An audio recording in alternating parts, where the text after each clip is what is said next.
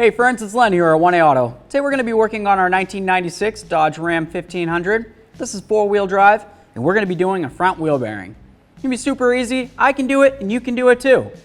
As always, if you need this or any other part, you can check us out at 1aauto.com. Thanks. So friends, something to remember, here at 1A Auto, we do a lot of videos on a lot of different cars with a ton of 1A Auto parts. We have so many parts for almost every vehicle, you wouldn't even believe it.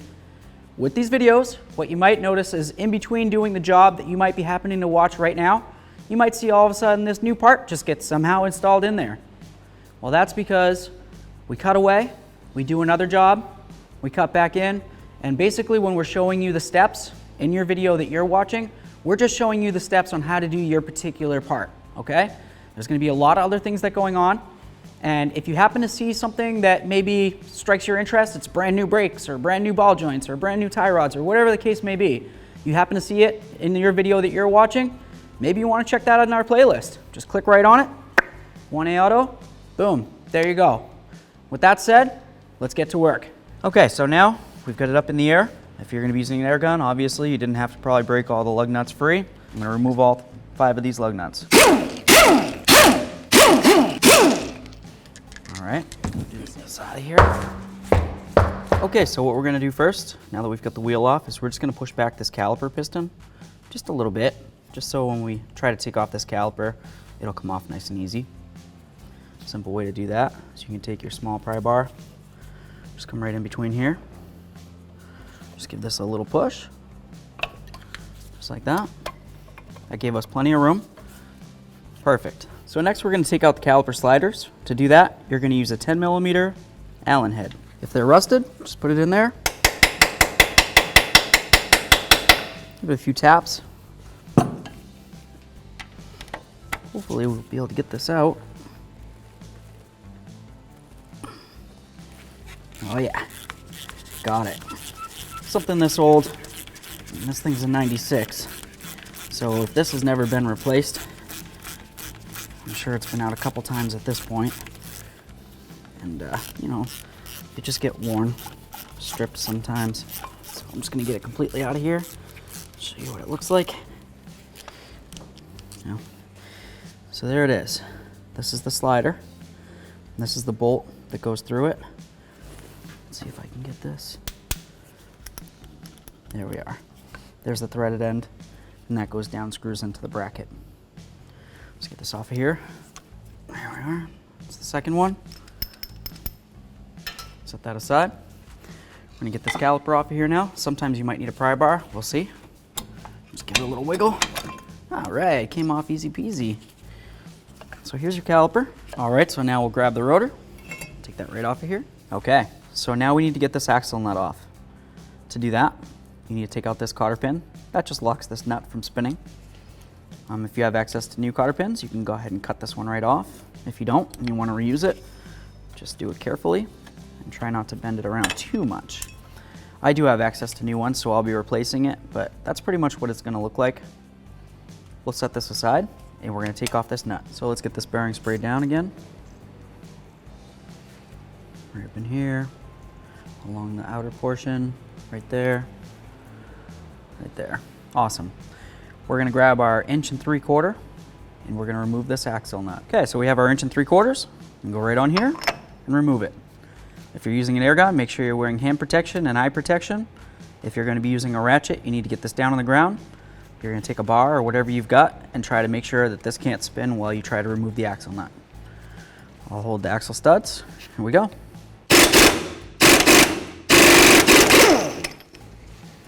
Awesome. Get our washer off of here. Now we need to make sure the axle moves inside the bearing. Just give it a push. This one actually moves fairly easily. Surprise, surprise. If it didn't, you would take a center punch, go right in the center, give it a couple loving bonks with your hammer. You never want to hit directly on the axle. The reason for that is because if you peen over any of these threads, it's going to be real hard to go ahead and reinstall a nut. So now what we're going to do, we're going to take off this cotter pin and this nut. We're going to give the knuckle a couple loving bonks right along here. That's going to let this drop down. You're going to want to be careful because there really isn't going to be anything holding it up. Okay? So I'll show you what we'll do to help prevent any risk to safety or injuries or anything like that. So the reason why we're doing that though, to continue the explanation, that way there we'll be able to turn the knuckle side to side freely, and we can get to the bolts that are from the back side there. If we can turn them freely, then we'll have a much better chance of getting them out. If you have new cotter pins, you don't have to worry about ruining it. If you're going to be reusing it, then obviously try to save it. Watch your eyes, this is going to come flying. Take that out of there. 21. Okay, got it off. It's just a plain old castle nut. You'll notice there's a slot inside the tie rod, or a hole in this tie rod. That's going to line up with one of the slots on the castle nut when we're done. I'm going to take this castle nut, I'm going to put it on just a couple threads. Now when I give this a bonk and it wants to drop down, it's not going to go very far. It's not going to be able to hurt me, which is very important to me. I don't want to be hurt. All right, it's time to give this a couple bonks. We want to be careful not to hit the boot or the tie rod. We also want to be careful not to hit up here and bend over the stud for our tie rod, okay? So just try to hit directly on the knuckle, right where my finger is. Ready? Bonk, just kidding. Here we go. Grab. You can use whatever you've got laying around to hold this up. You can use, a strap of some sort or a bungee cord or whatever you want. I'm just going to use this because I have it right here. That holds it on there nice. If you're worried about losing your nut, put it right on there. Now, look what we can do. We get all the room in the world to get this done. So I'm going to use a 12.9/16 socket. Go right on here. I've got my ratchet. You can also use an air gun if you want. You do you, boo-boo. Show you what this looks like. That's our bolt. If yours is rotted along the threaded area or damaged in any way, it's probably a great idea to go ahead and replace this. If you were going to replace one, just do them all, right? There's 3 of them on each wheel bearing. If you're doing both wheel bearings, you need 6. You're doing one wheel bearing, you need 3. This looks as though it's reusable. I would just clean it up, and personally, I would use a little bit of thread locker, but we'll say that that's your prerogative. You can do what you want. I'll set that aside and do the same to the other 2. There we are. Ooh, this one's a little nastier.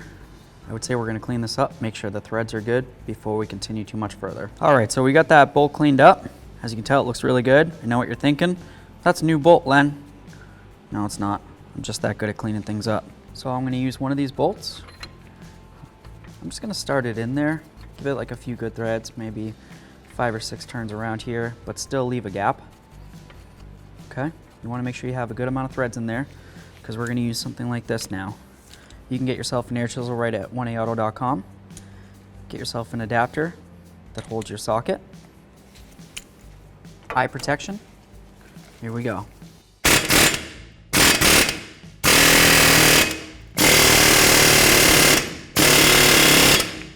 So that's working really great. We've got a nice gap going on here. Perfect. I'm gonna give this a little spin. I'm gonna do the same over here. I'm gonna grab one of my bolts. I'm gonna try pushing it through from this side.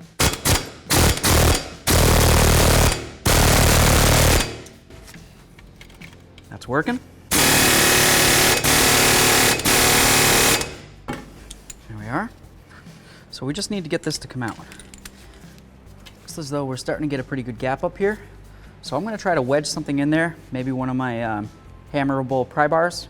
See if I can wedge it in and get this out, and then we can continue. Just going to put a little bit of penetrant in here. Let it do its job while we do ours. We're going to take out our bolts that we just installed to help drive this through, and then we should be able to get the rest of this out just using some pry bars. Get that out of there. Come over to the side that looks like it's coming out the least.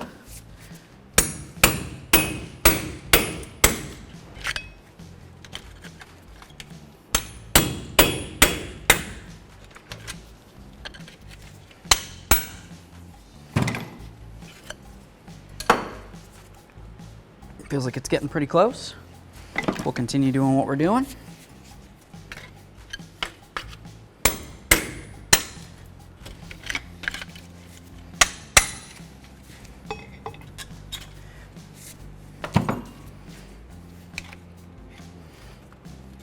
Backing plate's not in the best condition. Comes the bearing. There's our left front bearing. Easy peasy. So here we are, friends, a quick product comparison for you. Right here, we have our front wheel bearing out of our 1996 Dodge Ram 1500. Over here, we have our brand new quality 1A auto part. You'll notice you have the same 5 lugs or studs, right? You've got the hole for where your axle comes through. We'll flip them over real quick. You've got your mounting holes up along here, right? 3 mounting holes. The area where your axle goes through. Your bearing's got a nice seal on there. It's beautiful. The old one, well, not so much actually. Should have a seal there. Anyway, it's old. We're getting rid of it. Meh. One last thing. Just make sure that the diameter's the same for where the hub contacts the rotor. Looks perfect. With that said, I don't see any reason why this wouldn't be a quality part to install into the vehicle, so I'm going to go ahead and do it. As always, if you need this or any other part, you can check us out at 1aauto.com. Thanks.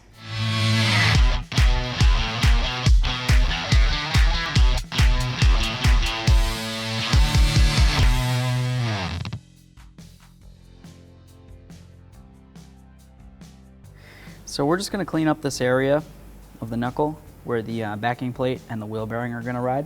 Try to have a nice smooth surface there. Safety glasses, hand protection, and this tool right here is available at 1aauto.com. That looks pretty great. Let's clean it all down a little bit here. If you want to, you could use a little bit of parts cleaner. This looks fairly decent. We're going to use a little bit of copper never seize right along in here, okay?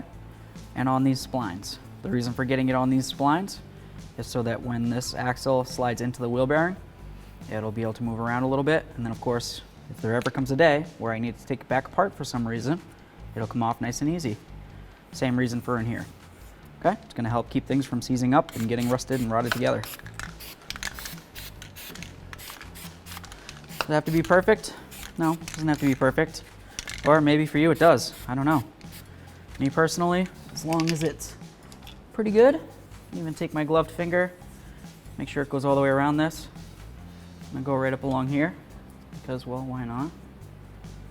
There we go. Cool. All right, let's grab our backing plate. We'll move along. So our backing plate's in pretty poor condition. You could, of course, try to get yourself a new one if you'd like. Or if for some reason you didn't want to replace it, you could just try to clean it up and try to make the best mating surfaces possible on both sides. For the purpose of this video, it's just an instructional video, so I'm going to just clean it up real quick. We'll make it so it looks fairly decent, and we'll move along. Okay, so like we said before, the backing plate's in really poor condition. Theoretically, it might be a really great idea to just get yourself a new one.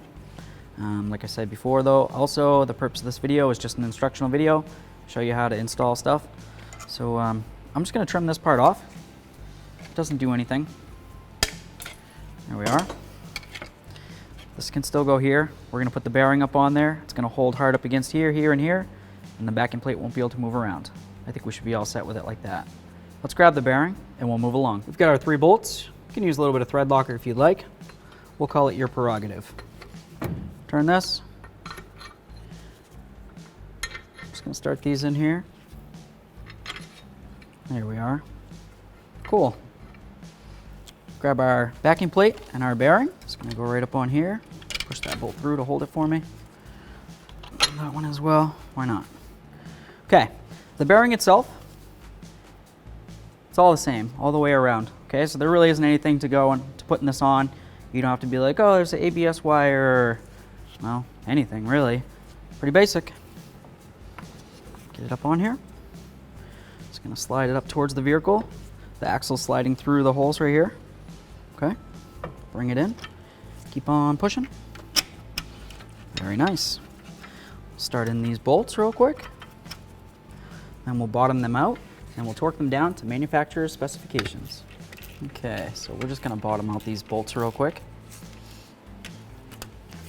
Okay, so we're gonna torque this down with our 9/16 12 point to 125 foot-pounds.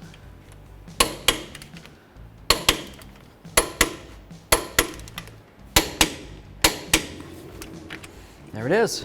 all three of those are torqued, so our bearing is nice and torqued onto the knuckle. We can continue. So let's grab our tie rod end here and get the nut off of there.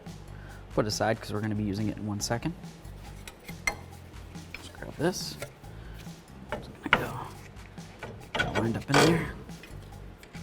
Start that on there. There we are. We're just going to bottom this out, and then we'll torque it down. We're going to go 65 foot-pounds. Okay. We'll just double check. Make sure that our castle slot is lined up with the hole in the stud, which it is. If it was not, you would not want to loosen it to get it to the next slot. You would want to tighten it. Okay? You just go a little bit tighter until it lines up perfectly and you can get the cotter pin through. Take our cotter pin, just put it right through. Take this side, bend it up. Just peen it over. Some people like to go to the side. They do all sorts of special designs. I'm not that type. As long as it's curled over and it can't come out, that's going to hold this nice and tight and it's good to go. So we've got our bar here. We're just going to go right inside the axle in between where the U-joint goes. Just try to get it up and in there so that way there when we turn our wheel bearing, it can't turn very far. Okay? Once you have it in there, you can grab your, what is this, 1 3/4, and we're going to snug this up and then we'll torque it down. So we've got our washer and our castle nut. Put that up on there. You can see right here is where the cotter pin's going to go. There's the little hole. So once we get this on, we're going to snug it, then we're going to torque it, and hopefully we're going to be able to get the cotter pin to be able to line up with one of these slots and that axle hole. Let's torque it. We're going to go 175 foot-pounds. Looks like it lines up pretty well. Let's grab a cotter pin and we'll put it in. There we are.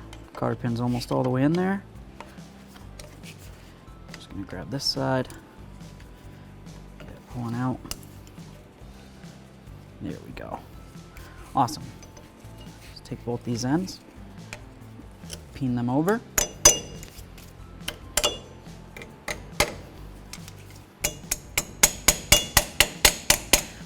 There's no way that this cotter pin is going to be able to work its way out, and also no way this nut will be able to loosen up on its own.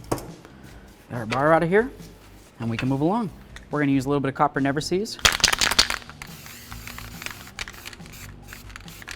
That's just right on the mating surface where the rotor's going to sit.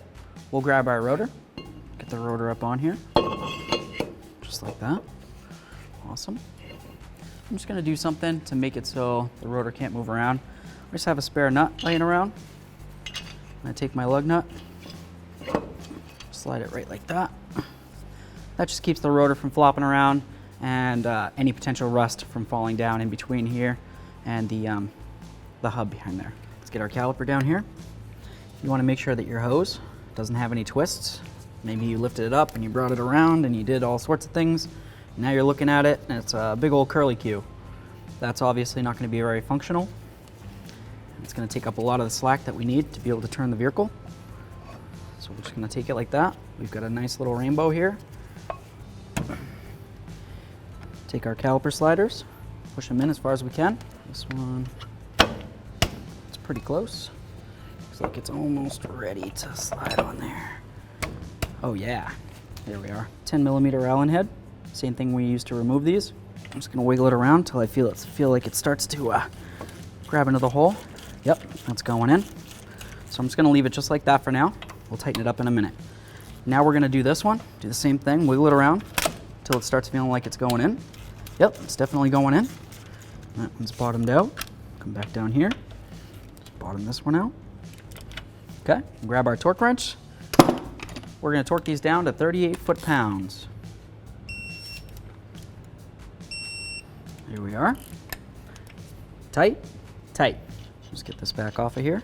We're going to grab our wheel. We'll get it up on here, bottom it out, and then we'll torque it down. Okay, friends, so here we go. It's time to get the wheel up onto there. To do that, you never want to try to bend over like this, grab your wheel, and lift with your back. You're going to potentially hurt yourself. And 1A Auto, we do not want you to hurt yourself. I'll show you something fairly simple. Bring your leg right up to it, Grab onto it, roll it right up your leg just like this, and then lift with your leg/ab muscles. That went up there easy peasy. We're gonna grab our lug nuts, start them on there. So now we're gonna take our 19mm socket and we're gonna snug up these lug nuts in a star pattern. The reason for going in a star is so that if we tighten it up and it kinks off to the side like this, we might think we have it all fully tightened and we might even torque it down, and the torque wrench says it is. Once you hit a bump, bonk bonk, this thing's free as a goose. So, let's go like this. By going in a star pattern, it starts one side in, you do the other side, it kind of sucks it right down, and then it'll be sitting nice and level for time to torque it down. Okay friends, so it's time to torque up our lug nuts. We're going to go ahead and use our 19mm socket, and we're going to torque these down to 125 foot-pounds. Okay, if you want to go around one more time, why not? It doesn't cost you anything. Small price to pay for safety. Torqued, down the road we go. Thanks for watching. Visit 1aauto.com for quality auto parts shipped to your door, the place for DIY auto repair. And if you enjoyed this video, please click the subscribe button.